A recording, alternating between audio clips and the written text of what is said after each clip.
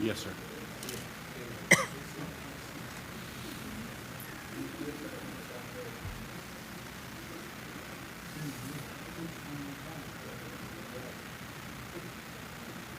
Test your Wi-Fi.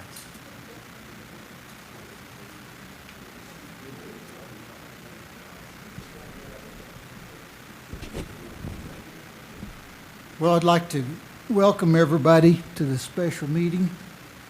We're going to start out with the Guymon Utilities Authority. So I'll call the meeting to order. Agenda item number 2 is consider and take action with respect to resolution number 21-01 of the Guymon Utilities Authority approving and authorizing a loan application of the Oklahoma Water Resources Board, approving and authorizing a clean water SRF loan from the Oklahoma Water Resources Board in the total aggregate principal amount not to exceed $5 million, approving the issuance of a Series 2021 Clean Water SRF promissory note in the total aggregate principal amount of not to exceed $5 million, secured by a pledge of revenues and authorizing its execution, approving and authorizing the execution of a loan agreement for Clean Water SRF loan, designating a local trustee, and approving and authorizing the execution of a trust agreement, approving and authorizing the execution of a security agreement, ratifying and confirming a sales tax agreement, ratifying and confirming the utilities lease agreement as amended, approving various covenants, approving and authorizing the execution of professional service agreements, and approving and authorizing the payment of fees and expenses and containing other provisions relating thereto. Well, gentlemen, this resolution goes directly toward the loan, the financing we're seeking for our water and gas meter replacement program for AMR. And honestly, at this point, I'm going to turn it over to Rick. And then at some point, he'll be probably asking Alan Brooks to stand up. But this is Rick Smith, our financial advisor. Thank you very much, Joe Don. Good evening, gentlemen. It's always a pleasure to be in Guymon. My name is Rick Smith, President of Municipal Finance Services in Edmond, and as you know, we've had the pleasure of working with you for many, many years on your capital improvement financing projects. With me tonight, of course, is Alan Brooks. Alan has been the bond counsel and done the legal work for the city on your financings for many years as well, and it's a pleasure for both of us to be here tonight. As Joe Don indicated, this particular resolution is related to the financing for the automated meter reading equipment for your natural gas meters and the water meters for the city. I have a report, Mr. Vice Mayor, if you wouldn't mind, that I could pass out, and I told Joe Don I'd be quick, and of course that's why Brooks is here, because you know if I get going too long, then he comes up and kicks me in the back of the. That'd be fine. That'd be fine.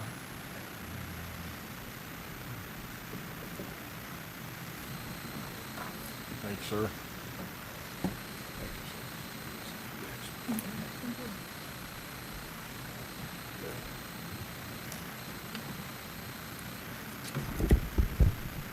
If you wouldn't mind, just go ahead and turn to the first page. You know, what I always tell our municipal clients, and of course, you know, our firm works with well over 100 communities across the state, is we need to kind of take stock of our existing debt, right, our existing obligations before we talk about borrowing any more money.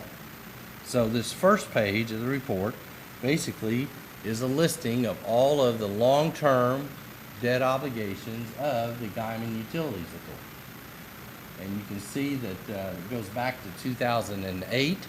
That's when we were doing financing for the wastewater treatment plant, or wastewater treatment system, in 2008, 2009. And then we did some sales tax notes over the last few years for various capital projects that the city has completed. And then we've done some other more recent sales tax notes for various purposes. Some of these are refinancings that got lower rates and obviously saved money. But this is a listing of all of the long-term obligations of the GUA. Now, what I would like to point you to is that the good news is, gentlemen, that most of your debt's going to be paid off in the next 5 to 6 years. And that really is helpful in terms of structuring and looking at, you know, any type of new debt financing. But if you look over to the far right column, right now, the total debt service, principal and interest that the authority is paying is around $3.5 million a year. That comes from a combination of sales tax and utility revenues, all right, for the various purposes. But then in 2027, you can see that debt drops off significantly. It's no coincidence, because that's when the 2 capital improvement sales taxes that we were involved in, the voters approved back in 2007, that's when those sales taxes drop off. So the debt was set up to drop off when the sales tax dropped off, okay? I mean, I figured that out, all right? Now, this does not include, okay, the City Hall lease purchase that you're paying on. I mean, that pays off, I believe, next year. So there's only about 1 or maybe a little over a year to pay on that. And it also does not include the soccer complex financing that we did last year, because if you recall, we actually pledged use tax to the soccer complex financing, about 3.4 million.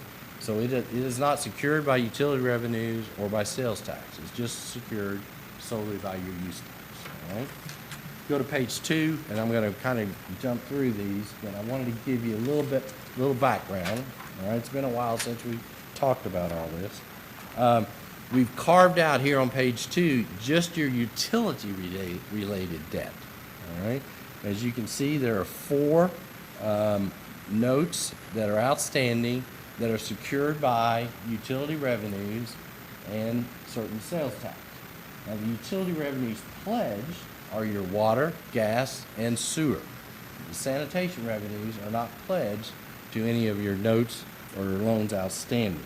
But again, you can see that this utility debt is going to be paying off in 2027, and your debt payments obviously drop off significantly after that, okay? Now, the next page, this is 3. And I told Joe Don today when we talked about this, I put this in here because I wanted you to understand that we did not look just at your utility revenues and your ability to borrow additional money. I wanted to also look at how your general fund has been operating, because there's a very consistent tie between the utility authority and the general fund, because you transfer money out of the authority over to the general fund each year to support non-revenue producing activities. So we wanted to look and see how the general fund is holding up. And I can tell you that it's doing very well, all right? The 17, 18, and 19 columns are out of your audit. There's no magic about those numbers. They just come right out of your audit in terms of the taxes that are received by the general fund, intergovernmental funds, charges for services, and so forth. Then you can see the expenditures in the general fund, which are general government, public safety, transportation, and so forth, all right? So those numbers come right out of your audit that shows revenues and expenses. And then we have transfers in and out from the general fund and to other funds and into the general fund. And you can see that in fiscal year 19, all right, the overall financial bottom line, as I call it, and this is the third to bottom line on this page, after you paid operating expenses, after you made transfers in and out, the general fund was to the good of about $1.9 million. And that's a little different than it was 2 or 3 years ago. And we had a conversation about that 2 or 3 years ago. Remember, Larry? Yeah. And you guys did some things. You raised rates. You cut expenses. I mean, you did all the right things to kind of get you into a stronger financial position. And that certainly helped. Now, I've also included the 2020 unaudited numbers. All right. Obviously, the audit's not done. there will be, I want to caution you, there will be adjustments to these numbers. Marcy will do her magic, all right, as she helps prepare your financial statements for your auditor. But I wanted to kind of look at revenues and expenses and see if if there had been any kind of significant change from 19. Well, I can tell you that really there wasn't much of a significant change. However, 2020, you got $858,000 in CARES Act funds that are on your financial statements for fiscal year 2020. You didn't have that in prior years. That money helped significantly, all right, to shore up your financial position.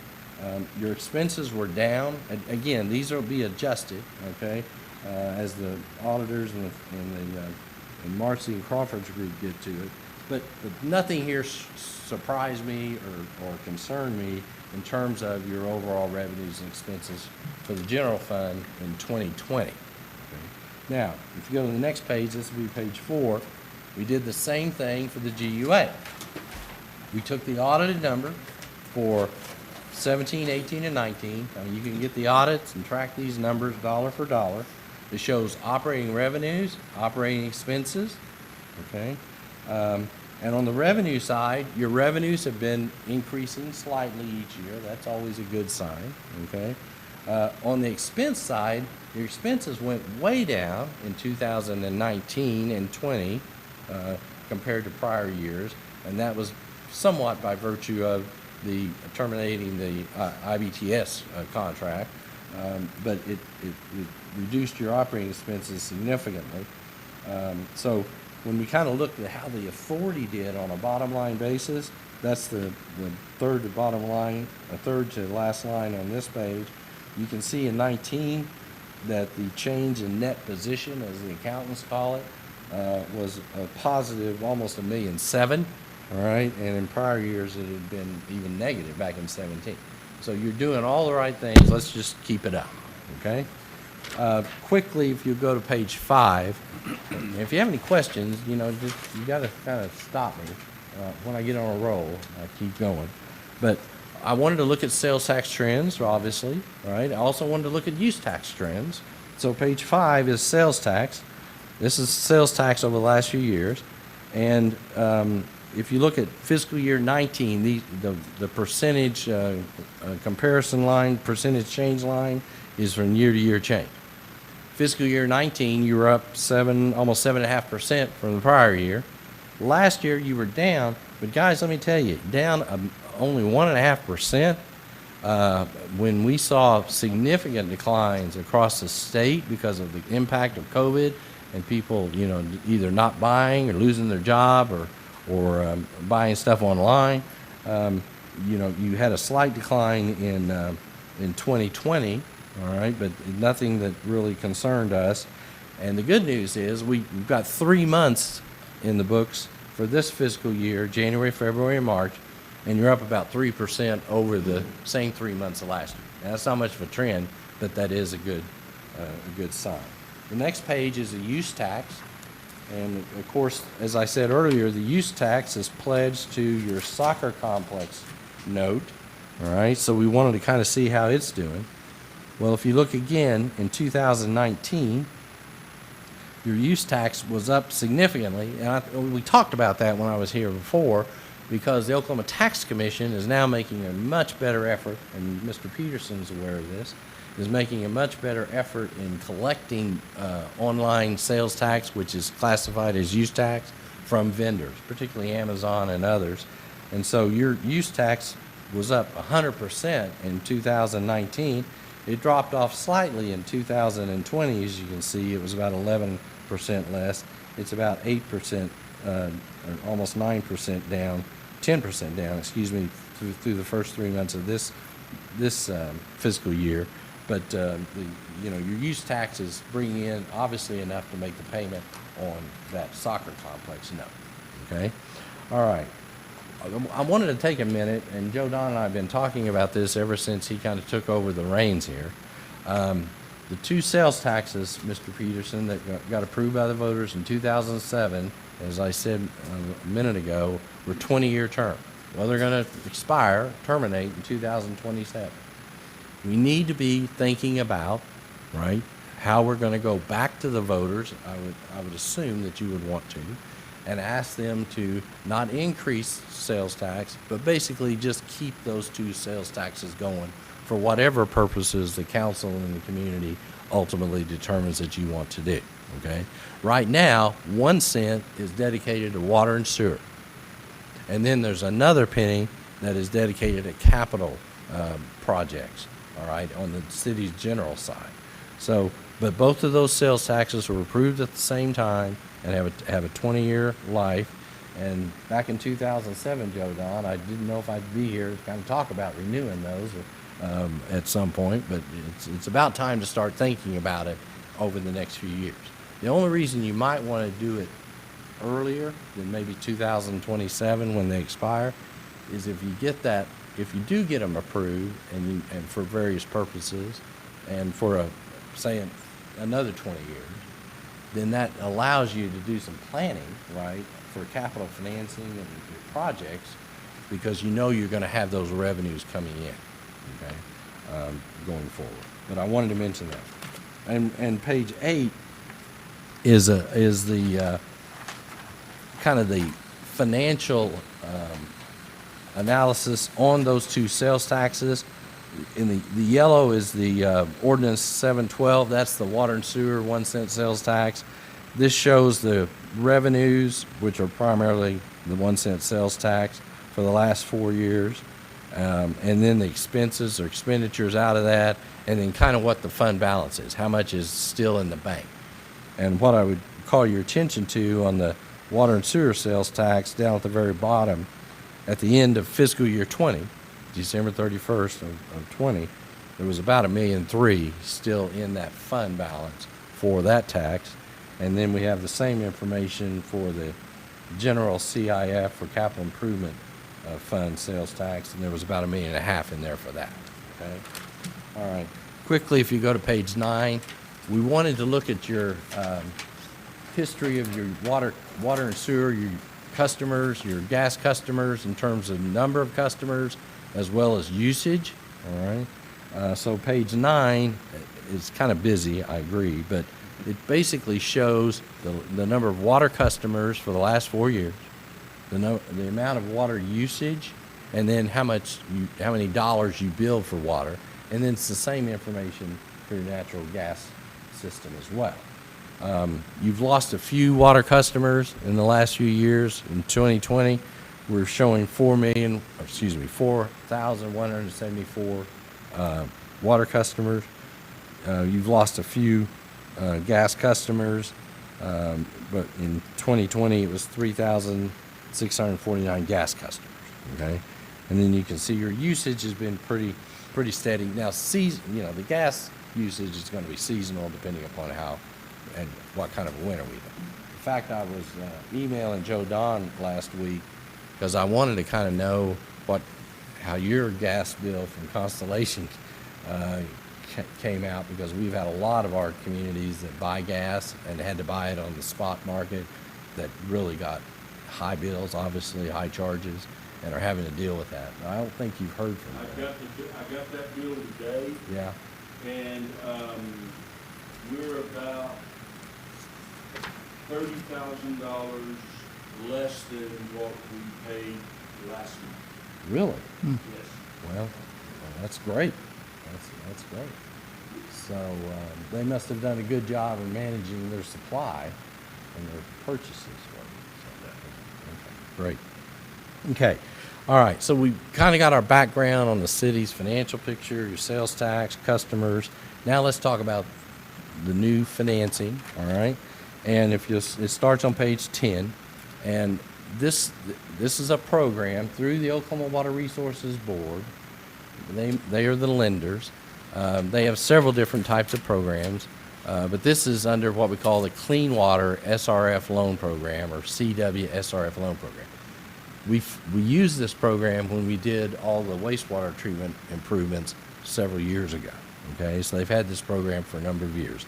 There are significant advantages to it. That's why we recommend it in most cases for communities when they have water or sewer type of improvements. There is a little twist, though. The clean water, SRF, is actually for wastewater projects.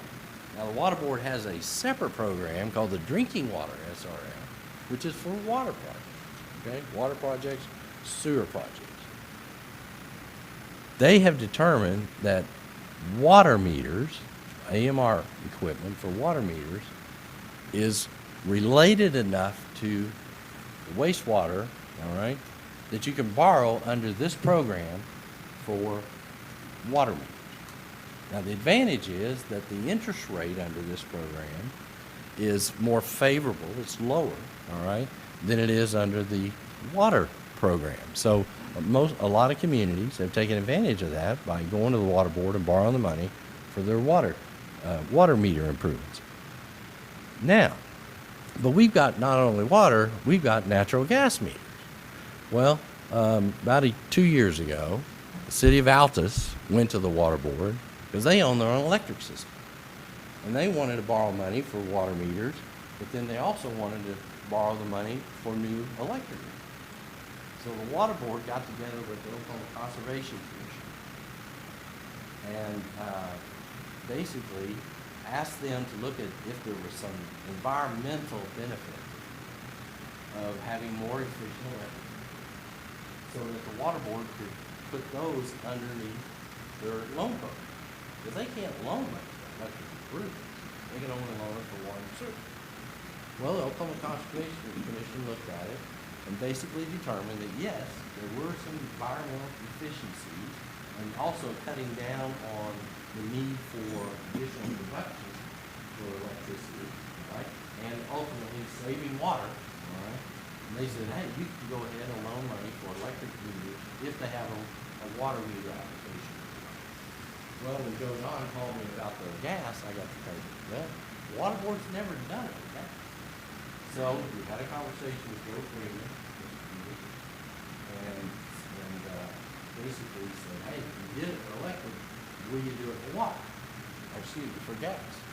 And so they got together with the Conservation Commission, and the Conservation Commission, in fact, the letter is in the packet today, okay, where they said, yes, there were enough efficiencies and cutting down on, you know, environmental pollution and other types of things to be able to be beneficial, to have funds for gas meter as well as water meter.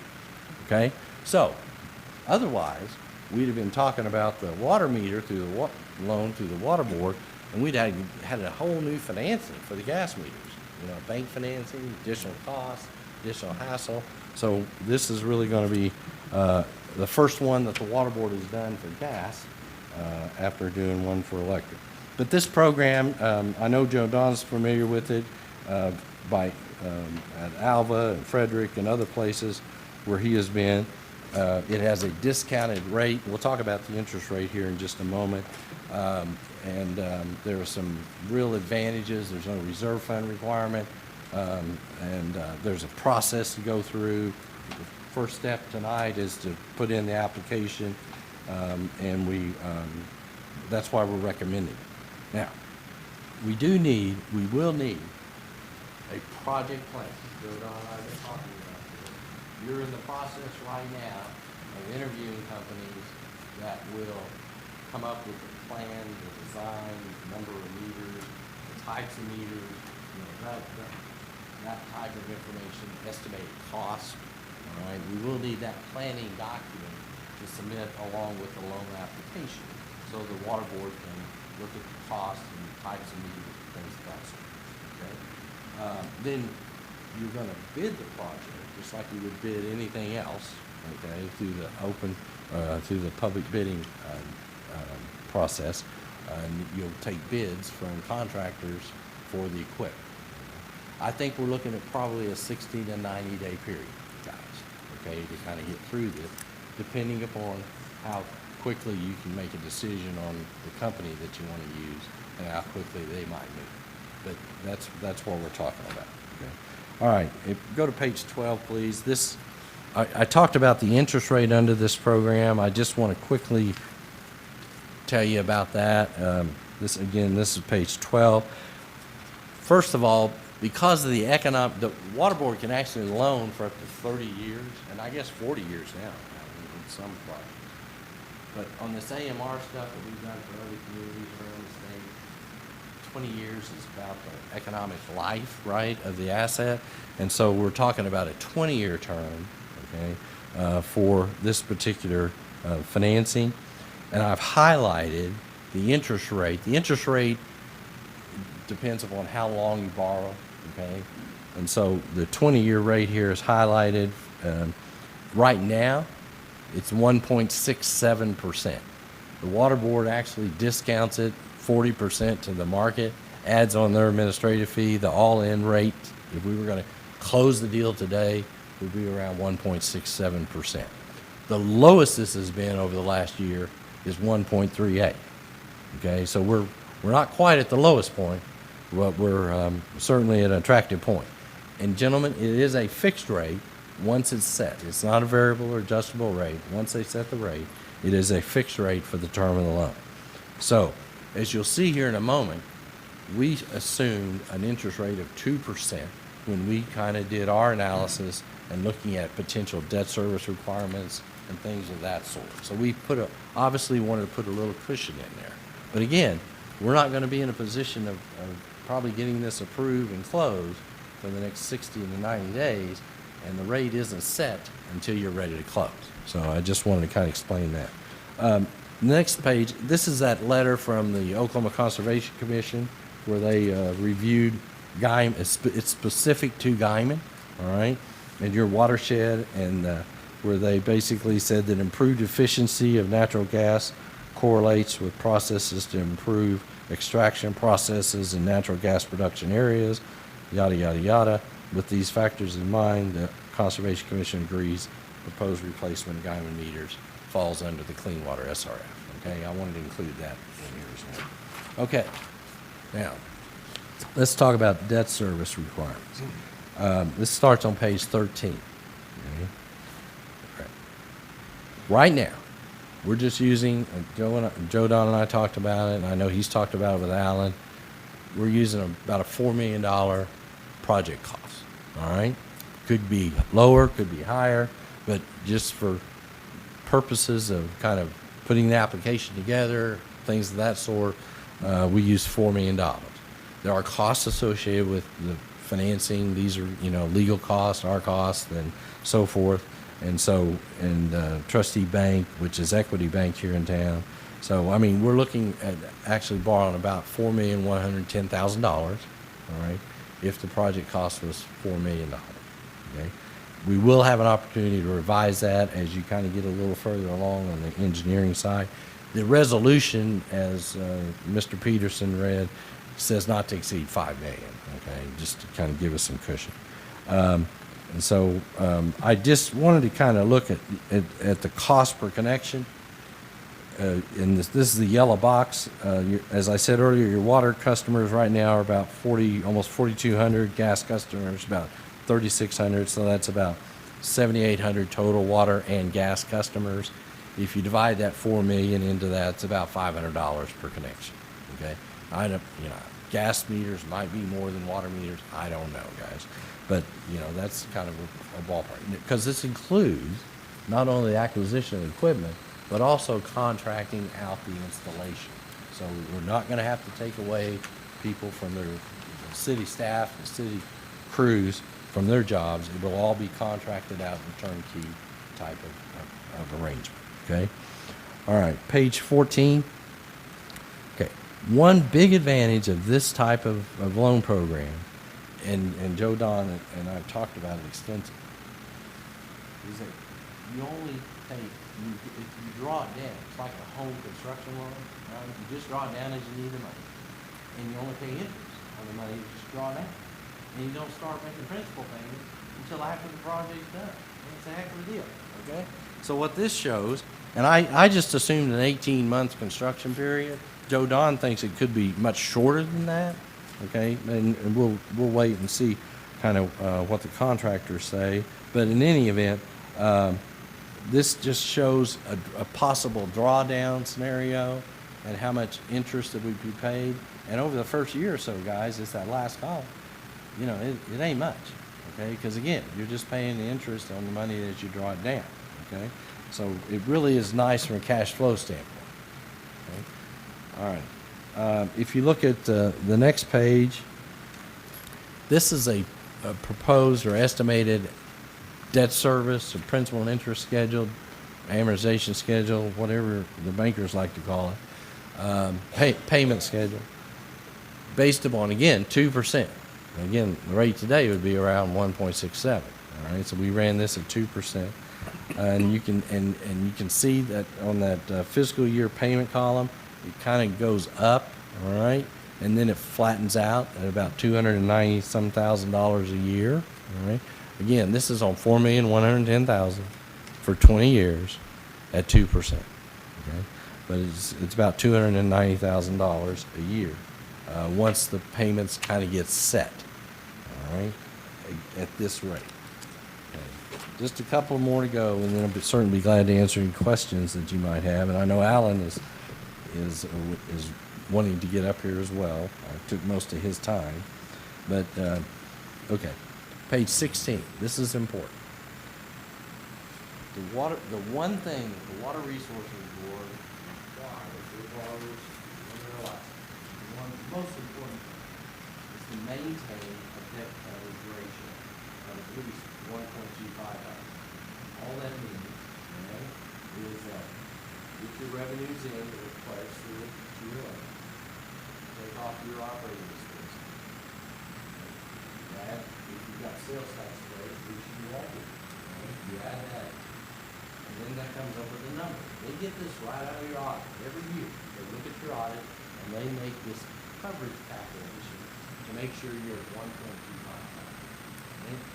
What this page shows, okay, is that I looked at 17, 18, and 19.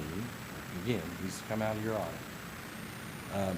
It only includes gas, water, and sewer, because again, sanitation is not pledged, so we haven't carved that out of there, okay? But in fiscal year 19, if you look at the net revenues available for debt service line down there, it was about $5.8 million. All right? So it was up significantly from prior years. Your debt payments, your existing debt payments, all right, were about $2.1 million. So you had in 2019, when the Water Resources Board got the little bill out and checked Guymon's coverage, you were at about a 2.7, 2.8 times. They don't have to worry about Guymon making a coverage. But what we did do then is and this is the very last page, all right, and I want to take just a moment, is I want you to understand it. I mean, here's what I told you, Don, when we met today. I think our responsibility, one of our responsibilities, is to look you guys in the eye and tell you whether we think that you can afford taking on this thing. We didn't think you could. We tell you, and we tell you what you would have to do. Okay? So what I've done here, all right, is I've put your existing debt requirements, right, which we talked about earlier. I've added in the estimated debt service requirements on this new loan, okay, that we just went over, okay, and then I show the repayment sources. Well, right now, every dollar of your water and sewer sales tax is going to pay debt service, okay? Because you know it's about $1.6 million in sales tax. Your debt service is 2.1. So I mean, you know, all of that is going to pay debt service for water and sewer. You supplement it then with your utility revenue. So you can see here that in this fiscal year 2021, and Marcy and I have talked about this, you know, your debt payments are about $2,164,000. Okay, you're going to use 1 cent of your sales tax. Now I used last year's sales tax number, all right, and kept it flat. Okay, it was about a little over $1.6 million, and then you had to use, or you will use in 2021, about $528,000 in utility to make all those debt. Okay. So then I looked at what what impact it would have on those utility revenues in the next few years by taking on this new debt. And that's the column in yellow. Okay? In other words, how much more or less that you're using now out of utility revenues would be needed to make payments on this new note. Well, in the next couple of years, you can see it's $8,000 one year, $40,000 next. Then the third year, it's about a little over $100,000. I mean, those are real dollars that would have to be used to help make this payment. But then after that, guys, okay, because you have some of your debt falling off, you start being on the positive side in terms of cash flow and freeing up revenues that you had been using for debt payments, because again, the debt is dropping off. So if you look at this in the yellow column, all right, you're going to have $200,000, $500,000 in additional revenues available because of debt falling off that would be available for operation purposes, possibly other financing purposes, and so forth. Now, we did take into consideration, if you look at the sales tax column, that 1 cent sales tax dropping off in 2027. All right? So, we don't show sales tax, all right, being available. But golly, guys, a lot of your debt that was tied to that sales tax drops off when the sales tax does. So you're really going to be in a pretty good financial position down the road, all right, based upon this. Now, from a coverage standpoint, we took the 2019 audit numbers, which is what the Water Board will do. They take the most recent audit and do their coverage calculation. And you can see that over the next few years, while you have the sales tax in place, your coverage is going to be 2.7, 2.8, 3 times. Again, the minimum is 1.25. So you're like almost 2.5 times more than they require. And even when the sales tax goes away, all that debt tied to the sales tax goes away, then your coverage jumps up to like 11 times, okay? So the purpose of this, all right, and this is just what I said, all right, looking at this, we've had a long relationship with the city since 1986. There's no question you manage your financials well, and we think that you can take on this additional debt and not impact the financial integrity, all right, of the city.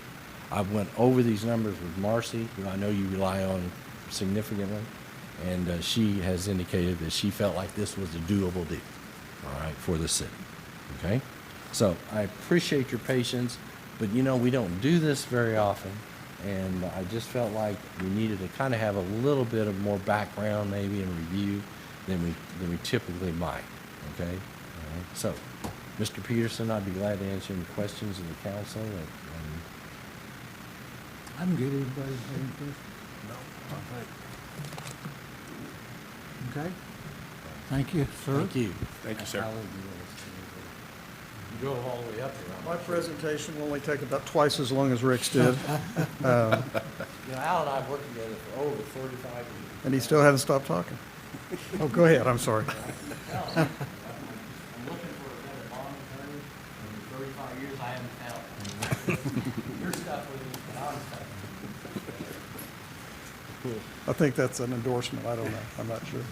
I think really Rick covered everything. I mean, what he reflected in his report is effectively what is in the resolution. I will make the note that even though I looked over this twice, when my partners looked over it, I have referenced in here in one of the whereas clauses that we have garbage revenues pledged. We're going to strike that out, okay? I'll make that correction. So when you adopt the resolution, please note that there's the one reference on the second page to garbage system revenues I am going to scratch out, and we'll get the corrected version signed on that. But essentially what this resolution does is it authorizes the execution of the various new documents that will be needed in connection with this transaction, ratifies and confirms existing documents that will carry over, like the lease agreement, the sales tax agreement, and essentially authorizes us to move forward for a financing not to exceed $5 million. It authorizes the chairman or vice chairman on behalf of the authority to sign off ultimately on the dollar amount as long as it's under that $5 million amount. Again, Rick's contemplation is 4 based upon what has been discussed, but that we've covered that, I think. So I'd be happy to answer any questions. This is we have one resolution in the authority, one resolution in the city. These are companion items. The city has to approve anything that the authority does in terms of incurring debt. So I'll just stand up here once, but I would be happy to answer any questions that you have. I think I saw it, but one question, it was on one of your,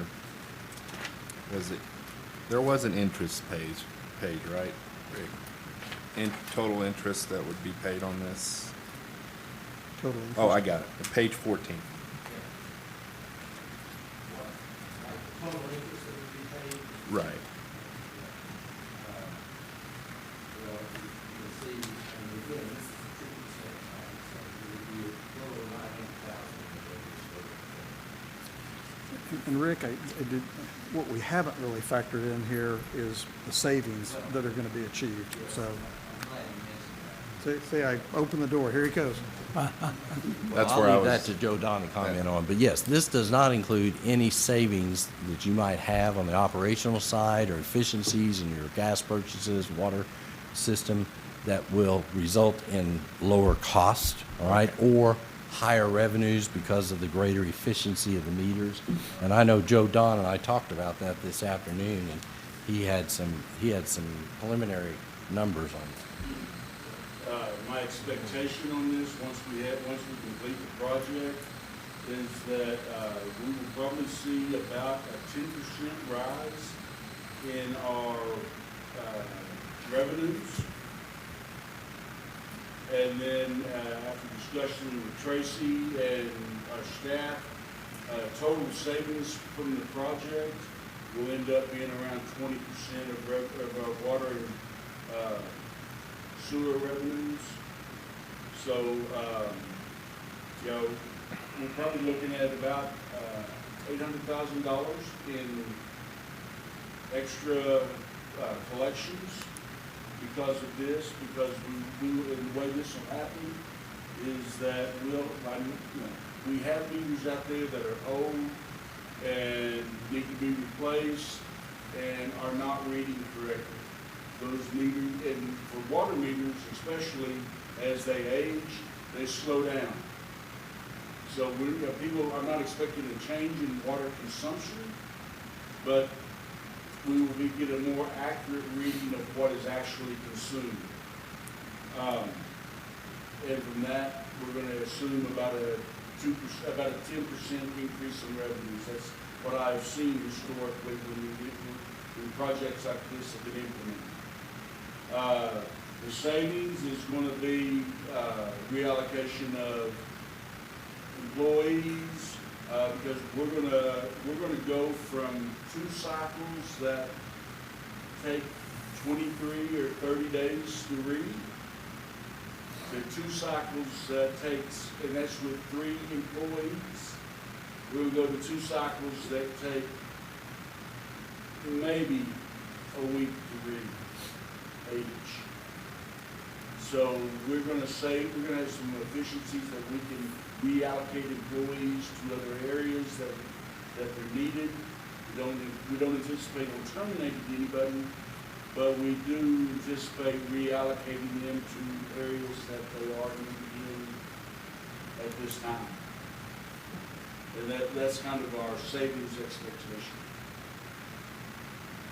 Your 20% number that you said, that's over the course of the loan, or is that going to be on a? Within a year of implementation. Within a year of implementation, that's quite a bit. I mean, if interest is $934,000, that's going to take care of itself in the first 2 years. Thank you. Any other questions? Any other discussion? Do I have a motion? I'll make a motion that we approve resolution number 21-01 of the Guymon Utilities Authority approving and authorizing a loan application to the Oklahoma Water Resource Board. Second. Have a motion and a second? Swager, Aye. Alvedras, Aye. Peterson. Aye. You have 3 ayes. We'll adjourn as the Guymon Utilities Authority and reconvene as the Guymon City Council.